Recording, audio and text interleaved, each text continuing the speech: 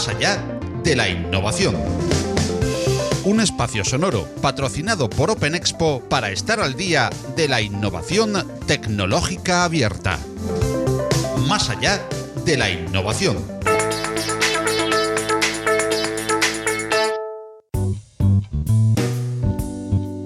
Hola, muy buenas tardes en España, desde donde hablamos, pero por supuesto buenos días, buenas noches desde cualquier punto del globo donde nos estés oyendo o donde nos puedas oír luego, porque estamos en directo en un webinar que dentro de un poquito será podcast, webinar bajo los auspicios de OpenExpo Europe, quien auspicia también el podcast Más allá de la innovación, en el que podrás oír también esta charla en la que hoy queremos abordar un concepto, más allá de la innovación, del que nuestro invitado, Carlos Seisdedos, es uno de los grandes conocedores y divulgadores en español. Referencia para conocer la inteligencia de fuentes abiertas es su libro Open Source Intelligence, o SIN, investigar personas e identidades en Internet. Carlos es además creador de la herramienta Magneto, orientada a analistas de inteligencia para análisis de información. Buenas tardes, Carlos, ¿qué tal estás?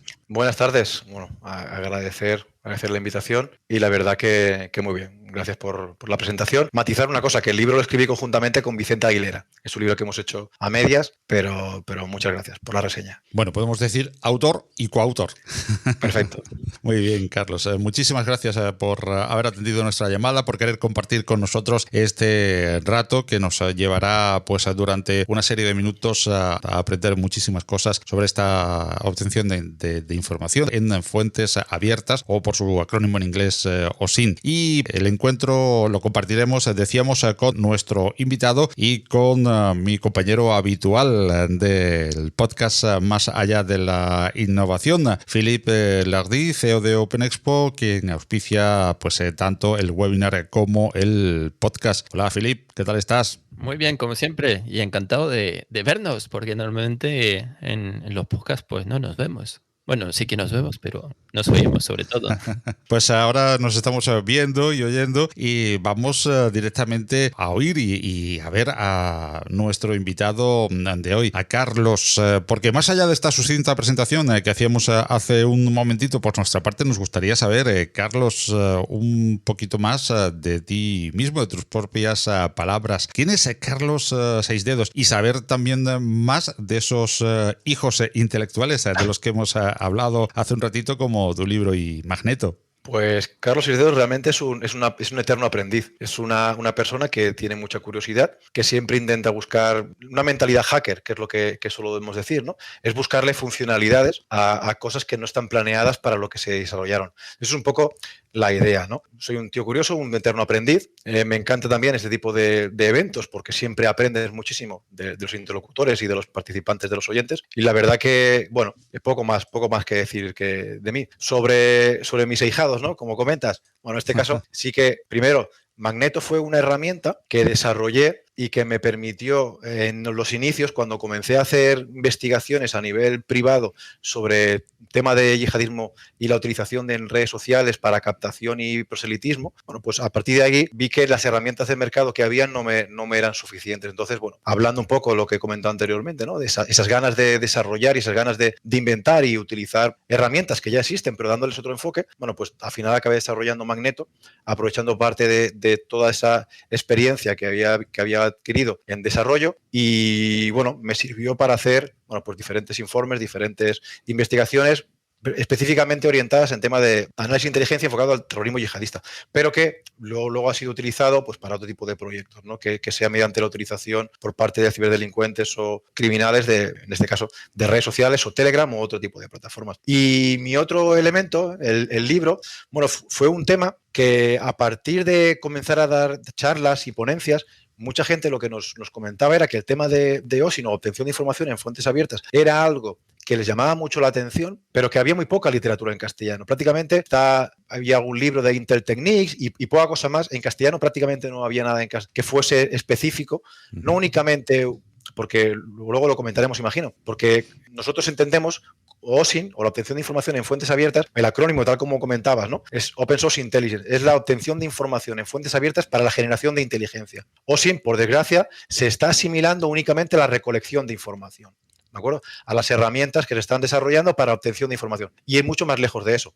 A partir de ahí, bueno, pensamos que era una buena idea mostrar un libro donde mostramos la metodología que se tiene que utilizar para poder investigar, una serie de consejos de securización y de análisis, y luego está claro, bueno, pues diferentes tipos de herramientas para poder realizar una investigación en condiciones, ¿no? En redes sociales y en cualquier otro tipo de ámbito en el cual necesitemos obtener datos. De lo que se habla muchísimo, lógicamente, y de lo que acabamos de hablar muchísimo durante toda la entrevista, es de ese acrónimo de OSINT. Ya nos has introducido un poquito de lo que es, pero situemos qué es esa obtención de información en fuentes abiertas, o esa Open Source Intelligence, según ese OSINT, ese acrónimo del que acabamos de hablar, Carlos. Hasta parece que el término OSINT, ¿no? La obtención de fuentes abiertas, sea algo nuevo. Realmente la obtención de fuentes abiertas tiene muchísimos años. O sea, ya tiene ya una solera importante. Apareció en sus inicios pues, en tema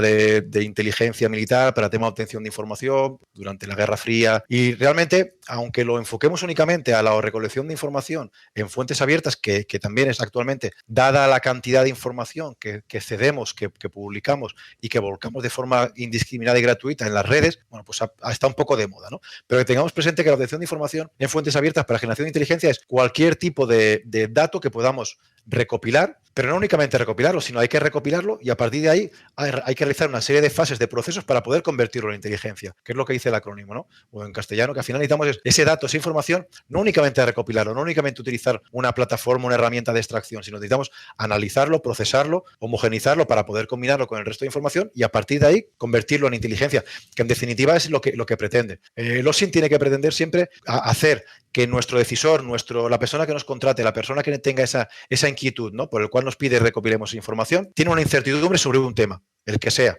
A partir de ahí, lo que pretende OSINT es disminuir lo máximo posible esa incertidumbre para que esa persona o esa organización pueda llevar a cabo, bueno, una estrategia, una compraventa o cualquier tipo de acción. ¿Dirías que OSINT es innovación? No. OSINT es un... Es que... Lo siento. No. Sí que pensemos que, dada la cantidad de información que se está volcando cada día en redes sociales, la cantidad de millones de datos que se están volcando, sí que se están produciendo, se están desarrollando, se están innovando nuevas herramientas que ayuden a esa recolección. Pues puedes hacerte, por poner un ejemplo, nosotros en una de las últimas investigaciones que tuvimos que hacer desarrollamos un algoritmo de Machine Learning que nos servía para ayudar al reconocimiento facial de diferentes actores. ¿De acuerdo? ¿Qué sucede? Que eso es una innovación con respecto a la metodología de análisis, sí. ¿Es una innovación el OSINT? No, como tal no. El OSINT hace mucho tiempo que está inventado y lo que hacemos es perfeccionar diversas metodologías, sobre todo la de obtención y la de análisis. Pero realmente la metodología en sí, de OSINT como tal, ya tiene una solera, está establecido, porque básicamente lo que nos centramos, la metodología de OSINT, al final, como hemos comentado, es obtención de información para la generación de inteligencia, nos basamos en el ciclo de la inteligencia. Hay una serie de fases que tienes que pasar para poder transformar ese dato en inteligencia. De ahí que ahí sí que puede haber algún tipo de modificación, algún tipo de alteración, pero innovación como tal en el tema de OSINT, al menos en mi opinión, no. Pues voy a reformular la pregunta. Puede haber, innovación en OSINT, ¿no? Que puede haber innovación en OSINT y pensando pues en inteligencia artificial, deep learning, machine learning o otros conceptos. Totalmente.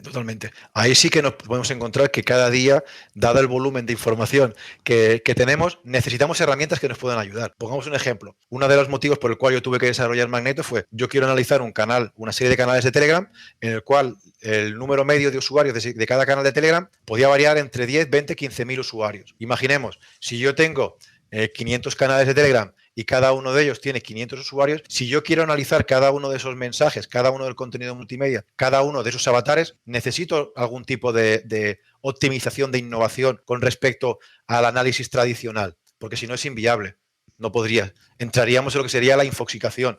y no sería capaz de poder analizar de forma coherente esos datos. Y en esta charla con Carlos, para explicar los distintos aspectos de OSINT, vamos, o nos gustaría tratarla, pues no solamente bajo ese punto de vista o esa relación habitual que se establece entre OSINT y la ciberseguridad o la ciberinteligencia, que es un punto de vista muy interesante y que también queremos que surja durante las preguntas, por supuesto, pero también abordarla desde diferentes planos u otros puntos de la totalidad que se puedan ver, o desde diferentes prismas, como se dice ahora también, en los que se pueda ver OSINT, desde las personas físicas o desde las personas jurídicas, en el sentido de que también hay un fuerte impacto, entendemos, no solamente en los individuos como personas o como ciudadanos, sino que también puede producirse, o no, ya lo veremos según nos comente Carlos, en las empresas y en la administración pública. ¿Es OSINT una herramienta para la inteligencia empresarial, para los recursos humanos, para el departamento comercial, etcétera, que nos pudiera ofrecer algún tipo de ventaja competitiva en nuestra organización? Y en caso de que sea así, ¿nos podrías ilustrar con algunos casos de uso, con algunos ejemplos que nos puedan dar una idea? Mira, cada vez las grandes organizaciones se están dando cuenta que necesitan incorporar, por un lado, el departamento de ciberinteligencia y, por otro lado, especialistas en la obtención de información y análisis, especialistas en OSINT. ¿Por qué? No únicamente desde un punto de vista de seguridad, no de ciberseguridad, como comentabas antes, sino un ejemplo muy práctico. Cada vez las empresas de recursos humanos, antes de realizar una entrevista o paralelamente a la entrevista, hacen un análisis de tu perfil en redes sociales para valorar tu idoneidad a ese puesto de trabajo. ¿Qué compartes, qué no compartes? Si eres agresivo, si no eres agresivo, qué tipo de publicaciones realizas. Eso por un ejemplo, ¿no? En recursos humanos, incluso cada vez nos hemos encontrado también peticiones en ISEC Auditos de organizaciones que quieren ascender o quieren promocionar a algún directivo, y lo primero que nos solicitan es un estudio, un análisis de ese perfil para valorar si tiene algún tipo de vulnerabilidad en la red que pudiera ser utilizado contra la empresa una vez se haya producido esa promoción. Entonces, sí que cada vez se utiliza más en el ámbito empresarial, no únicamente en el ámbito de ciberseguridad, sino también a nivel interno para ese tipo de actos. Y siguiendo en el ámbito empresarial, bueno, también podemos imaginar que OSINT puede ser un arma a doble filo. Puede ofrecer información válida para su uso como ventaja competitiva, pero igualmente la información abierta de la empresa puede ofrecer mediante OSINT datos e información para explotar por parte de los competidores. ¿Así Correcto. es? O... Sí, totalmente. Y no únicamente de los competidores, sino de los ciberdelincuentes. Pensemos que la gran mayoría de ataques que están recibiendo las organizaciones previamente se le ha hecho un análisis o una obtención de información mediante técnicas de información en fuentes abiertas a esa organización para saber quién es el CEO, quién es la persona responsable de realizar los pagos en el caso de un ataque del CEO. O sea, previamente al ataque a esa organización o a esa persona, los malos sí que están utilizando, en este caso, obtención de información para ver qué vulnerabilidades tienen. Por otro lado, está claro, a nivel competitivo, está claro que desde hace muchos años, antiguamente quizás era otro tipo de técnicas, pero actualmente para obtener información sobre la competencia tenemos varias armas. Tenemos OSINT, tenemos el Lumin y tenemos el Virtual Lumin, que son diferentes técnicas que se utilizan para poder recopilar información, en este caso de terceras personas. Y está claro, y aquí iría muy de la mano lo que serían las técnicas de ingeniería social para la obtención de información, pues, de un competidor o de un proyecto que estás investigando o que te quieres licitar y quieres saber qué oferta va a hacer la competencia o similar. Entonces, claro, está muy claro que ese tipo de elementos cada vez son más valorados por las organizaciones, tanto para segurizarse como para obtener información, pues, en este caso de la competencia. Y con la información general nos hemos quedado, pero Carlos acaba de citar otros dos acrónimos que han despertado nuestra curiosidad y no queremos dejarlos pasar, aunque sea pues brevemente. ¿A qué hacen referencia, Carlos? Cuando hablamos de UMIN, hacemos referencia a la obtención de información de fuentes humanas. Lo típico. O sea, ya no tiene por qué ser la connotación de espía, ¿de acuerdo? Nos trata de obtener la información de otra persona, de diferentes técnicas. Aquí entraría la captación de informadores o similar, ¿no? Pero que también puede, derivado a lo que comentamos anteriormente, en el tema de la obtención de información de un competidor, hacer UMIN puede ser irme a un bar donde yo sé que los competidores se suelen ir a tomar un café cuando plegan, tomar una cerveza, hacerme amigo de ellos, a ver qué me explican de sus negocios o actividades, por ejemplo, ¿no? Y Virtual UMIN sería lo mismo, obtener información de una fuente humana, pero en este caso mediante sistemas virtuales, ¿Qué entenderíamos? Pues la realización, por ejemplo, de una serie de perfiles, de avatares, con los cuales interaccionaríamos, nos crearíamos una serie de perfiles en Internet para interaccionar contigo o con Philip, para tener información de cuál es la estrategia, con diferentes elementos. Un ejemplo de esto, de ingeniería social con Virtual Home que comentamos, hace pocos días ha salido una noticia donde Google ha detectado que había una campaña a nivel mundial donde los malos estaban creando diversas cuentas en Twitter especializadas en tecnología y en ciberseguridad, estaban publicando documentos y lo que estaban haciendo es atraer la atención de expertos reconocidos en ciberseguridad. Una vez tenían su atención por el tipo de publicaciones que hacían o menciones que hacían, intentaban mantener algún tipo de relación más personal, ¿no? Pues intercambiamos correos, nos proporcionamos información sobre algún proyecto, de ahora, y a partir de ahí intentar hacerse con toda la información que pudieran de esos especialistas, ¿no? Entonces, la OSINT por sí sola es una fuente de información muy potente, pero sobre todo hay que tener presente que lo ideal de las fuentes de información siempre es que se puedes combinarla. Si podemos combinar OSINT, información en fuentes abiertas, perfecto. Un ejemplo, yo puedo saber por internet, yo puedo coger y mirar si en un domicilio o una dirección hay un logo de una empresa, ¿vale? Yo miro Google Maps y me aparece que en esa dirección si hay o no hay algún tipo de información. Bueno, yo puedo ir luego físicamente al lugar y preguntar a un vecino, preguntar al de la tienda al lado si ya había una tienda anteriormente. Es un ejemplo, ¿no?, de combinar las fuentes abiertas, la obtención de información en fuentes abiertas, con la obtención humana. Y es lo ideal. Si se pueden combinar, es lo ideal. ¿Y nos has investigado antes de aceptar de la entrevista? Tendría que mataros. Vale. Que, oye, siguiendo en este pues dibujo que estamos haciendo sobre OSINT como herramienta para las empresas, con sus aspectos positivos y también sus peligros, vamos a apelar a tus consejos de experto de manera sintética e ilustrativa. ¿Cómo puede una organización sacar el mayor provecho de OSINT sin los riesgos o limitando los riesgos que pueda suponer para la misma? Claro, tengamos presente que OSINT en sí no es ni positivo ni negativo, ¿de acuerdo? Siempre está en las manos de que se use. Es como, por ejemplo, un jamón, o sea, un cuchillo me puede servir para cortar jamón y estaría estupendo, o para apuñalar. El cuchillo en sí no es ni bueno ni malo, es el uso que se le da. En ese caso estaríamos hablando exactamente igual con el tema de OSINT. La obtención de información en fuentes abiertas, en manos de ciberdelincuentes, pues puede ser peligrosa para nuestra organización o para nuestra persona. En buenas manos, pues tiene su parte positiva, ¿no? Las organizaciones, para protegerse, una de las opciones también, como mínimo es lo que hacemos nosotros con nuestros clientes, y la verdad es que están muy contentos, es utilizamos la obtención de información en fuentes abiertas, primero para obtener toda la información de la organización, saber cuál es la situación en la que se encuentra, filtraciones de datos, qué dominios tienen expuestos, qué información tienen sobreexpuesta, ¿vale? A partir de ahí nos sirve para securizar ese entorno. Porque pensemos que la ciberinteligencia asociada de OSINT lo que nos va a permitir es, muy lejos de la ciberseguridad, que la ciberseguridad por norma general siempre lo que suele hacer es, tiene una labor reactiva, es primero nos han atacado, se nos han vulnerado, nos han robado la información y a partir de aquí entra la ciberseguridad para intentar mitigarlo. No, la ciberinteligencia y las técnicas de información en fuentes abiertas nos tienen que servir para una labor proactiva, nos tiene que servir para, conociendo nuestra estructura de nuestra organización, ver cuál es nuestra sobreexposición, mitigarla y paralelamente no únicamente hacer OSINT sobre nuestros activos, sino también sobre los ciberdelincuentes. ¿Por qué? Para conocer cómo están atacando, cómo han atacado a la empresa, cómo han atacado a la competencia y a partir de ahí mitigarlo, ¿de acuerdo? Y securizar el entorno para hacerlo como mínimo desde un punto de vista proactivo. No esperar a que nos ataquen, sino hacer diferentes tipos de búsqueda de obtención de información para mitigar lo máximo posible el momento ese que nos vayan a atacar. A buen seguro que más de una se está haciendo la siguiente pregunta que queríamos formular a Carlos. ¿Se usa OSINT por parte de las administraciones públicas en el sentido, por ejemplo, de contrastar la veracidad de la información que ponemos en nuestras declaraciones de impuestos, en las agencias tributarias, en la seguridad social, etcétera? ¿O podría llegar a usarse? Se usa y desde hace mucho tiempo. No únicamente se usa en el ámbito empresarial o en el ámbito policial, que es una de las herramientas principales para llevar a cabo. Hoy, por ejemplo, está dando una formación a Policía Nacional sobre técnicas de obtención de información en fuentes abiertas. Pero es que en Hacienda, por ejemplo, o en la Seguridad Social, si yo hago una declaración de impuestos donde digo que mi impositivo es X dinero, tengo unos ingresos de tanto y resulta que yo pueden comprobar por mis publicaciones en redes sociales que yo estoy teniendo un nivel adquisitivo mucho más alto de que estoy plasmando en mi declaración de la renta, está claro que ahí hay unos indicios de que hay algún tipo de ingreso ilícito. Por lo tanto, la declaración de la renta en este caso puede ser uno de los elementos para atacar a defraudadores, no únicamente en función del tipo de publicaciones que hacen. Seguridad Social.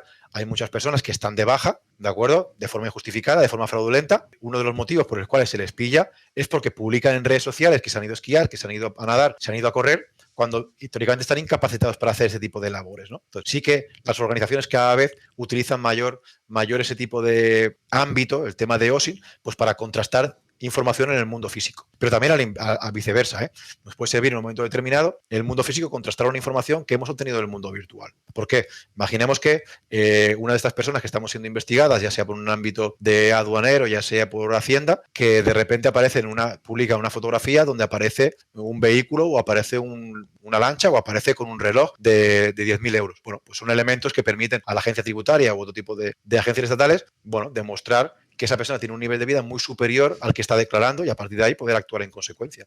Sí, no, las fuentes de información, la obtención de información en fuentes abiertas tiene un paraguas impresionante. Por lo tanto, Carlos, y como inciso en esta pregunta, no solamente tendría, digamos, o sería una pista a seguir para emprender una investigación por parte de las administraciones tributarias o de la seguridad social, sino que incluso podría ser una prueba, ¿no? En muchos casos. Ha llegado un momento.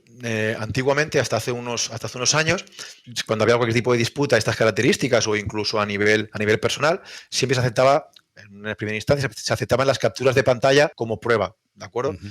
A partir de que nos hemos encontrado de que cada vez se está utilizando mayormente las redes sociales, tanto para poder demostrar la relación entre dos personas que dicen que no se conocen y aparecen juntas en una imagen, tanto para demostrar la utilización o muchos famosos resulta que tienen que estar más de determinados días dentro de territorio español para poder tributar dentro. Si dicen que han estado tantos días fuera del territorio nacional, pueden tributar en otro país, ¿no? Bueno, se utilizan las redes sociales para contabilizar los días que han publicado estando en España, por poner un ejemplo, ¿no? Entonces, está claro que son elementos imprescindibles. De ahí viene que cada vez sea más necesario la certificación de contenidos. Cada vez que tienes que hacer algún tipo de investigación, a no ser que sea Fuerza y Cuerpo de Seguridad, que directamente ya tienen presunción de veracidad de esa obtención, siempre es imprescindible esa certificación digital de contenido. Nosotros muchas veces nos estamos encontrando, pues ya sea por una crítica en redes sociales, ya sea por algún tipo de investigación que tenemos que llevar para algunos clientes, que necesitamos para poder presentar luego en un tribunal certificaciones de ese contenido. ¿Por qué? Porque el día de mañana lo pueden eliminar y ese forma, en la instancia que se ha convertido, lo certifica digitalmente y lo ratificas en sede oral, se convierte en prueba. Madre mía. Hacienda, si me ves, yo no he hecho nada. Yo no he sido.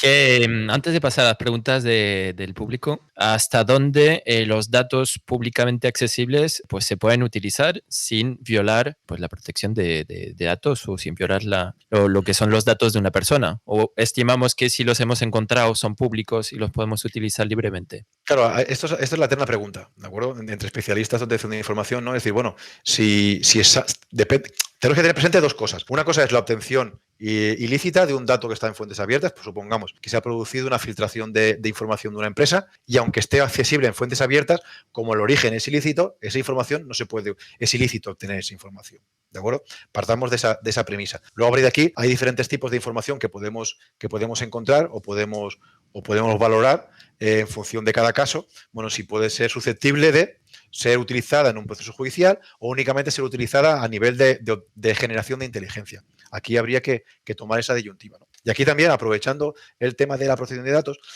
aprovecho a sacar un tema que hace unas semanas ha traído han dado mucha polvareda, ¿no? El tema de la nueva actualización de condiciones de WhatsApp, en el cual pues, nos dice que cederá parte de la información a Facebook. Y ha habido una gran por parte de la comunidad o parte de algunos de los miembros de la comunidad bueno, hay que abandonar WhatsApp porque nuestros datos son sagrados. Sí, pensemos, WhatsApp es una empresa privada. WhatsApp nos está cediendo una serie de servicios de forma gratuita. Por lo tanto, si una empresa te cede un servicio de forma gratuita, tú no eres su cliente, tú eres su producto, ¿de acuerdo? Y tengamos presente que por mucho que consideremos, en el momento que estamos utilizando Gmail de forma gratuita, estamos utilizando, en este caso, WhatsApp. Muchas de las personas han cogido y han hecho una desbandada hacia plataformas como Telegram, pero pensemos que Telegram son 3/4 de lo mismo. Habrán lo que no han hecho por escrito, ¿qué hacen con estos datos? Pero imaginemos que es lo mismo. Una plataforma como Telegram, que tiene cientos y miles de servidores por todo el mundo, almacenando toda nuestra información, almacenando vídeos, o sea, nuestra información personal que creemos que no va a hacer nada y la va a almacenar únicamente para hacernos el favor de que tengamos una herramienta de comunicación. No nos equivoquemos al respecto, ¿de acuerdo? Hay que tener presente que cualquier plataforma que nos dé un servicio gratuito, sin cobrarnos nada, y sea una empresa privada, pensemos que el producto somos nosotros. O sea, a partir de aquí tenemos que tener muy claro qué tipo de información compartimos, cedemos o regalamos mediante esas plataformas. A reflexionar. Sí, al final es algo que siempre tenemos en mente, pero solemos allí por comodidad a veces olvidarlo, ¿no? Hay plataformas que igual la herramienta Trema o similar, que son de pago, que de igual te piden, tienes que pagar €1 por la herramienta y nos parece carísimo. No queremos pagar €1 por una aplicación cuando podemos tener WhatsApp o Telegram, que es gratuito. Perfecto, es gratuito. Pero va a haber una contraprestación a cambio que van a ser nuestros datos. Sí, no, totalmente. Pues mira, vamos a pasar a las preguntas del público y luego volveremos a nuestro guión o medio guión que tenemos allí para la entrevista de hoy. Y la primera pregunta de Walter Barros Vázquez se aplica IA, inteligencia artificial en herramientas OSINT. Totalmente, es lo que comentamos anteriormente, ¿no? A la hora de... Pongo un ejemplo. En una de las últimas investigaciones que realizamos, estuvimos haciendo la monitorización de las últimas elecciones aquí en España. Pues uno de los elementos que necesitábamos era poder generamos diversos tipos de algoritmos de IA que nos ayudaban a complementar la información que estamos analizando en fuentes abiertas, ya que es imposible que un analista directamente pueda revisar toda esa información. Por lo tanto, sí que se utiliza la IA como complementos, como mejoras en herramientas de obtención de información en fuentes abiertas. Totalmente. Y es el futuro, ¿eh? Es el futuro. Pues pasamos a la siguiente pregunta de Alejandro Ramiro Vilte Barboza. Perdonad con los nombres, espero que los diga bien. Unidades académicas en donde capacitarse. Imagino que cursos, ¿no? Sí, por ejemplo, nosotros tenemos cada 3 meses hacemos un curso de capacitación muy potente en Internet Security Auditors y hay más formaciones, pero está claro, nosotros... está claro que yo sé lo que yo vendo, no puedo hablar de los demás. En el caso de nuestros sí que sabemos que es formación realmente interesante, sobre todo lo que tenemos mucho, lo comentamos, empresas multinacionales que vienen a capacitar a sus empleados para luego montar su propia unidad allí. O sea que en este caso tenemos claro que como mínimo sí que hay academias, sí que hay lugares, en este caso si tiene cualquier información, bueno, pues que visite Internet Security Auditors y podrá tener información al respecto. Y seguramente al hilo de esta pregunta también se estarán preguntando muchos de nuestros oyentes del podcast o televidentes del webinar, en el tipo de capacitación, ¿qué tipo de técnico, cómo se le denomina o qué técnico se requiere para hacer inteligencia de fuentes abiertas? Bueno, en este caso, por ejemplo, nuestra formación está muy enfocada, sobre todo desde un punto de vista muy paralelo a la metodología del libro que creamos. Consideramos que el libro que hicimos con Vicente sobre la obtención de fuentes abiertas, sí que había algún manual en Estados Unidos, sobre todo americano, que lo que hace referencia es a la utilización de herramientas, pero no explica cómo realizar un análisis, no explica cómo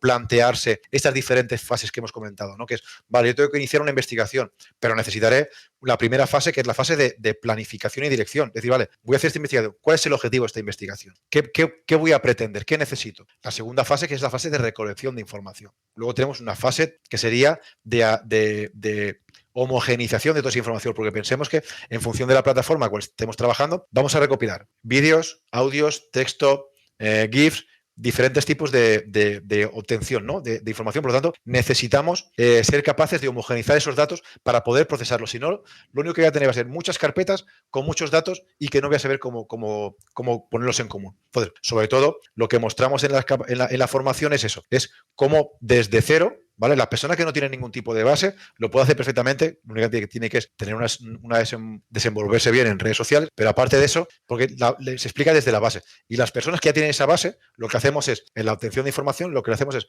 facilitamos la metodología para que luego con ese tipo de metodología sea fácilmente defendible delante del superior, delante de un tribunal o delante de cualquier donde tenga que presentar esa información. Y luego, bueno, pues obtener información, atención, de calidad. ¿De acuerdo? Aquí mostramos a cómo se tienen que valorar las fuentes, cómo se tiene que analizar esa información, cómo valorar las fuentes de información, porque pensemos que todo lo que se publica en información no es información. O sea, es lo que hemos hablado. Todo lo que se publica son datos. Del dato pasaríamos a la información, lo procesaríamos, teníamos conocimiento. Del conocimiento puede hacer un poco de perspectiva y posiblemente inteligencia, que es lo que pretendemos. Entonces, eso es un poco lo que se pretende en la metodología, que una persona pueda llegar a ser totalmente autónoma a la hora de hacer una investigación propia.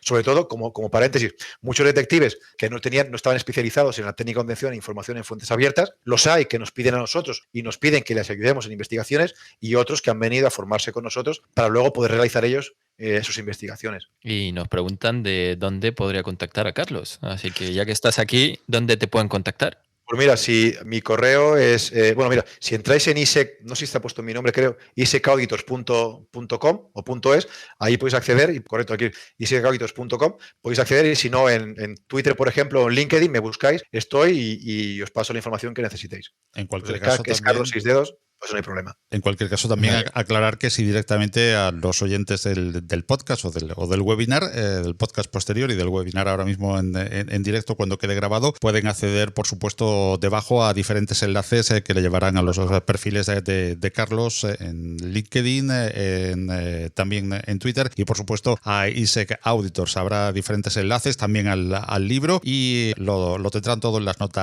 notas del programa para facilitarle la labor de poder contactar con Carlos. Gracias, Paco. Sí, imagino que también te podrán encontrar en My Public Inbox, ¿no? También. Sí. Aquí sí. Por citarlo también. Aquí. Sí. No, Chema Alonso tuvo la buena idea de crear ese proyecto, y la verdad es que está muy interesante. Pues seguimos con las preguntas. Al final, nuestro guión, Paco, pero son muy interesantes. Son muy interesantes, así que por eso... y esa participación yo creo que enriquece mucho el cuestionario que teníamos, prehecho para conocer OSINT con Carlos. Lo enriquecen nuestros propios oyentes, que preguntan, por ejemplo, Jorge, que si las investigaciones de defraudadores de la Seguridad Social que dicen estar de baja, pero están bien, como por ejemplo acaba de mencionar Carlos, no es más propio de las empresas que de la propia Seguridad Social. Bueno, yo creo que depende, ¿no? Depende, porque pensemos que muchas veces puede ser que la denuncia llegue a la empresa, o la empresa tenga conocimiento por otros trabajadores, o que la denuncia vaya directamente a la Seguridad Social. Entonces, depende de la casuística.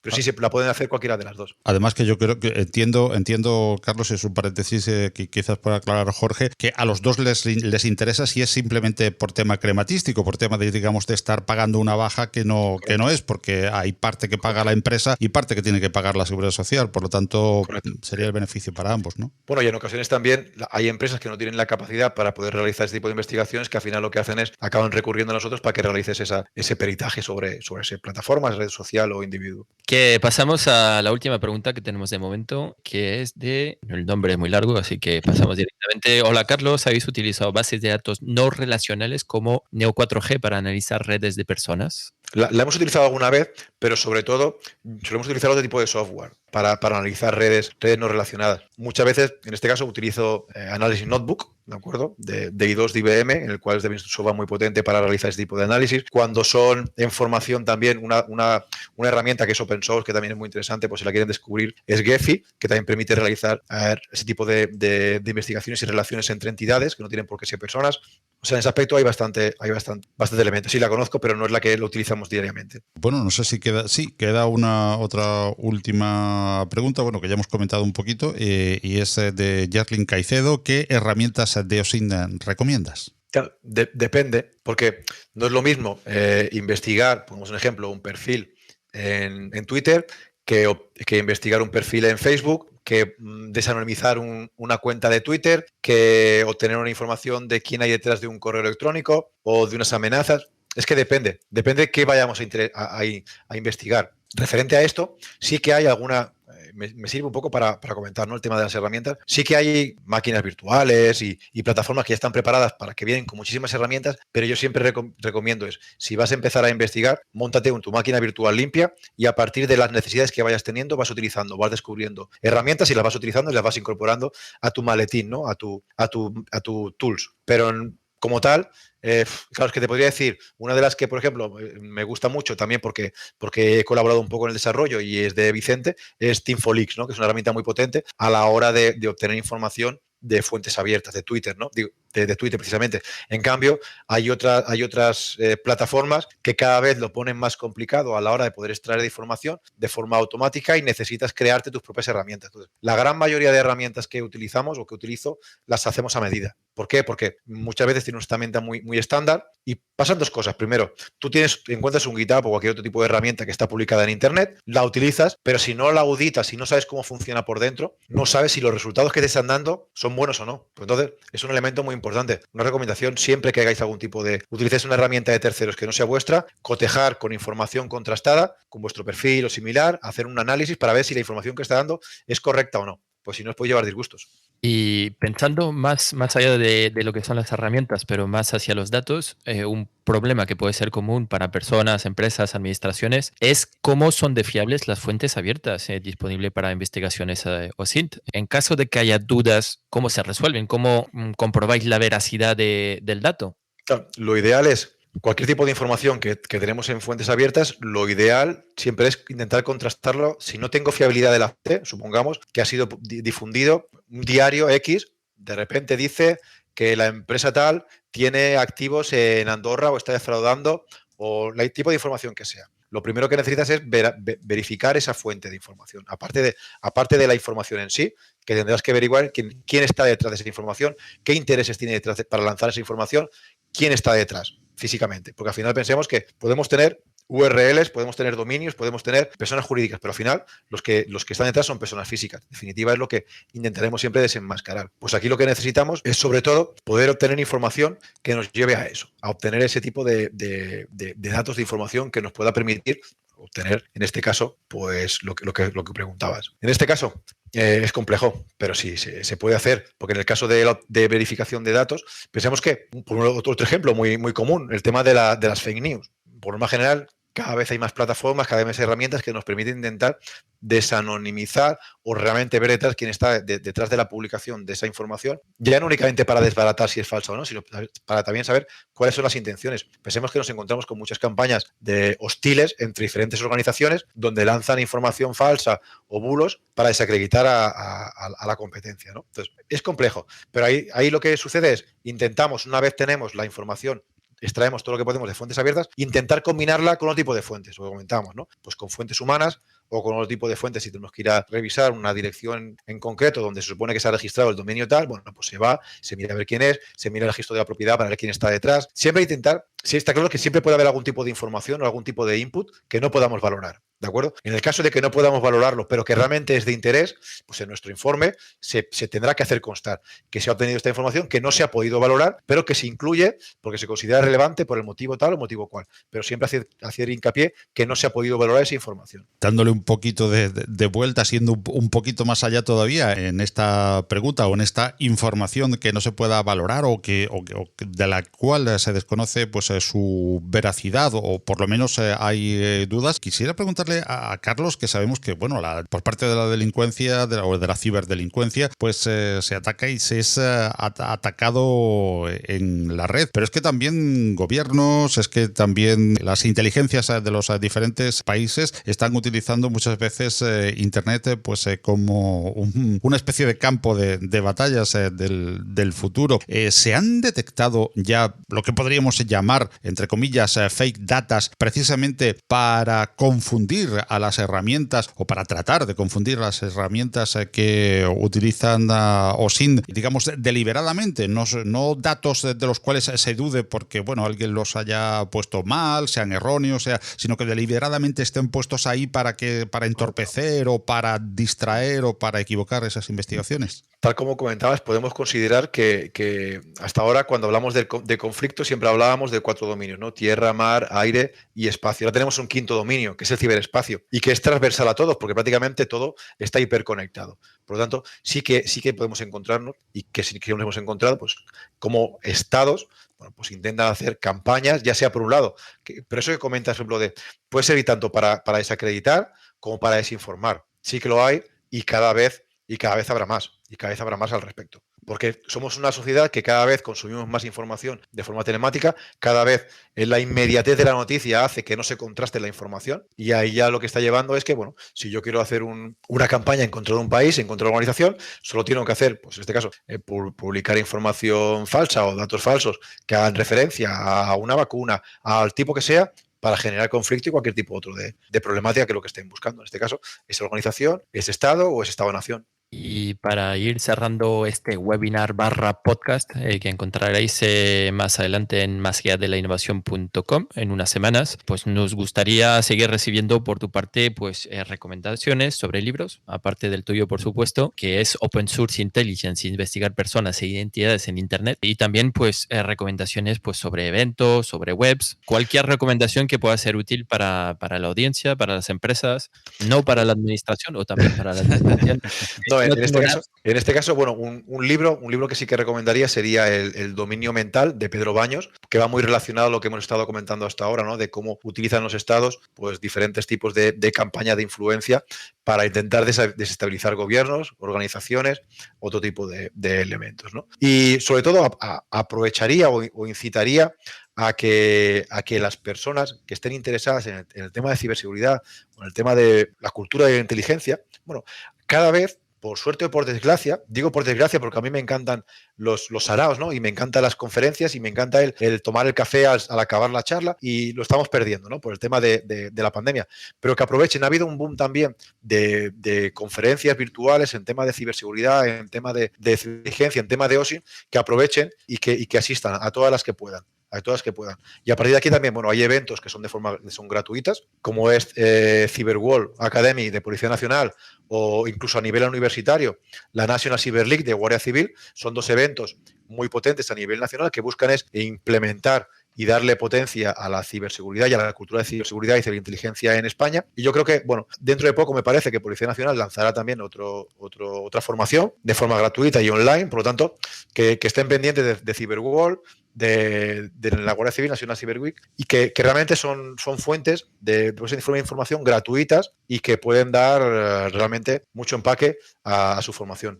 Y siguiendo pues con las recomendaciones, ¿a quién nos recomendarías entrevistar tanto aquí en los webinars de Open Expo como en las entrevistas de Más allá de la innovación? Bueno, pues siguiendo con el tema de si estáis interesados en el tema de las fuentes abiertas, utilización de información y ciberseguridad, bueno, Vicente Aguilera sería un buen invitado. Y no lo digo porque sea mi jefe, sino porque realmente es fue de los primeros impulsores en el tema de la obtención y la creación de herramientas para ese tipo. Y si no también, pues como comentaba anteriormente, Pedro Baños seguramente también sería un buen personaje que pudierais entrevistar, muy interesante, también referente, en este caso, a cómo utilizan los estados, bueno, pues todo ese tipo de información y publicaciones que hacemos pues para manipular. Y antes del cierre de este webinar, que Paco nos hará en unos minutos, vamos a proseguir con una pregunta que hay, y si tenéis alguna otra pregunta, aprovechar ahora o nunca, bueno, nunca, cuando quieras. Pero suena bien decir esto, ahora o nunca. Rotundo. Nada, quería pues aprovechar la pregunta que tenía Yerlin. ¿Existe alguna herramienta que permita analizar texto que se encuentra en imágenes y compararlo con información extraída en OSINT? Sí. Aquí ahora lo que estás comentando son técnicas de OCR, ¿vale? Que es la obtención del reconocimiento de caracteres. ¿De acuerdo? Es tan sencillo como dentro de una herramienta que tú utilices de OSINT, ya sea para Twitter, para Facebook, para lo que sea, implementarle, en este caso, un módulo que lo que haga sea el reconocimiento de caracteres, que te pueda extraer esa información, esos datos, convertirlo en texto y cotejarlo con herramientas. Pero como tal, herramienta como tal que tenga eso, te diría Magneto. Pero lo que te comento, son herramientas que tienen que ser diseñadas muy a medida que te lo puedan hacer. Si no, por norma general, no hay ninguna herramienta que yo conozca open source que lo que haga es te analice la información y por otro lado te analice también vídeos y audios, ¿no? En el caso, por ejemplo, nosotros hemos desarrollado herramientas para Magneto, bueno, pues que permites analizar el texto, el vídeo, imágenes, el audio, y te permite cotejar toda la información entre ellas, transportándola pues de diferentes ámbitos. Y lo he comentado al principio, si únicamente recopilo información y no soy capaz de analizarla, voy a tener un disco duro lleno de vídeos, lleno de imágenes, pero no voy a poder cotejar los vídeos y las imágenes o el audio con la información textual que yo pueda obtener. Por lo tanto, se trata un poco, ahí venía un poco, ¿no?, el tema de la innovación que hablamos, de imaginar opciones para poder llegar a ese tipo de acciones que te interesan. Muy bien, pues vamos prácticamente ya cerrando esta charla, webinar patrocinado por Open Expo Europe, que también será podcast Más allá de la innovación con Carlos Seisdedos. Recordemos, autor del libro Open Source Intelligence, o sin investigar personas e identidades en Internet, o como él bien decía, coautor de ese libro, ¿no? Queremos también recordar a todos nuestros oyentes en el podcast, televidentes aquí en el webinar, que bueno, pues tienen un código que también tendrán en las notas del programa, con el que pueden adquirirlo con descuento, igual que todas las publicaciones de 0x Word, gracias a Open Expo Europe y a participar con nosotros en estos webinars y podcasts de Más allá de la innovación. Lo tendrán también en las notas del programa. Pero antes de despedirnos, Carlos, hay una pregunta que, más allá de la innovación, sobre todo en el podcast, también ahora desde que pues lo estamos combinando con el webinar, queremos hacer a todos nuestros invitados e invitadas, porque bueno, la palabra es única y hay una especie de sustrato común a todas las definiciones, pero cada uno le da su toque personal. ¿Qué es para ti, o cómo definiría Carlos Seisdedos el concepto de innovación? Para mí, la innovación es, por un lado, no limitarnos únicamente a lo que ya tenemos establecido, sino ir más allá. Ir más allá desde el punto de vista de intentar, pensemos que no se trata de inventar la rueda, sino de muchas veces es buscar herramientas, opciones que tenemos que ya están funcionales y darle una nueva utilidad. Por poner un ejemplo, había una herramienta que se utilizaba únicamente para llevar el control de una serie de programas que estabas gestionando, y se nos ocurrió darle la vuelta y utilizarla como herramienta de visualización de relaciones en análisis de redes sociales, ¿no? O sea, muchas veces yo creo que es más intentar, aparte de que puedas innovar algo muy específico y algo muy nuevo, pero si no, como mínimo, también aprovechar el bagaje que has tenido, que han tenido a desarrollar determinadas herramientas, de determinados pensamientos o determinados proyectos, intentar dar un enfoque nuevo, un enfoque que sea diferente y disruptivo y que nos permita, bueno, en este caso, pues poder conseguir esa innovación, ¿no? Ya sea en nuestra vida diaria o en el trabajo, o en una herramienta o en una presentación. Es un poco el planteamiento. Que muchísimas gracias por tu tiempo, por tu conocimiento. Muchísimas gracias a la audiencia. Y nada, si tenéis cualquier pregunta, con Carlos a través de su email, a través de My Public Inbox, a través de OSINT, le investigáis y así veis todos sus datos de contacto, su Gmail y tal. Muchísimas gracias también, por supuesto, a Paco de estar aquí, como siempre, con mucha alegría. Gracias a ti, Philip. Gracias a Carlos, a nuestro invitado especial de hoy, del que hemos aprendido muchísimo de esa obtención de información, de esa inteligencia en fuentes abiertas, de ese OSINT y, bueno, del que seguro que vamos a seguir aprendiendo, como bien decía Philip, en las notas del programa, tanto del vídeo que tendrán en este formato del webinar que estamos haciendo hoy, tanto en ese apartado como en las notas del programa del podcast, pueden encontrar los enlaces que van a llevar pues a Carlos, a ISEC Auditores, a sus diferentes formas de contactar y a continuar aprendiendo sobre OSINT, sobre el Open Source Intelligence en inglés, o como bien decía Carlos, para concluir, prefiere utilizar el término completo y no el acrónimo en español, ¿no? Sí, bueno, al final es una costumbre. Tendemos a utilizar siempre el acrónimo y por desgracia, al menos mi opinión es que se está asociando el término OSINT únicamente a la recolección de información, a una de las fases, pero que realmente la obtención de información en fuentes abiertas para la generación de inteligencia es mucho más que el simple raspado de información de una página web. De ahí un poco, al final se me ha quedado un poco por eso, ¿no? De ahí poder dar la importancia que tiene ese tipo de acciones, de metodología, que no únicamente se asocia a OSINT, a una herramienta, a una tool de extracción de datos. Bueno, y aprovecho también para daros las gracias por el trato, por las preguntas y por la oportunidad de estar aquí hablando de mi libro. Gracias a ti, Carlos, gracias a Philip y gracias sobre todo también a la audiencia con su participación, sea en forma de preguntas o sea pues simplemente habiendo estado compartiendo con nosotros este tiempo de webinar que después será podcast. Muchísimas gracias a todos. Muchas gracias a todos.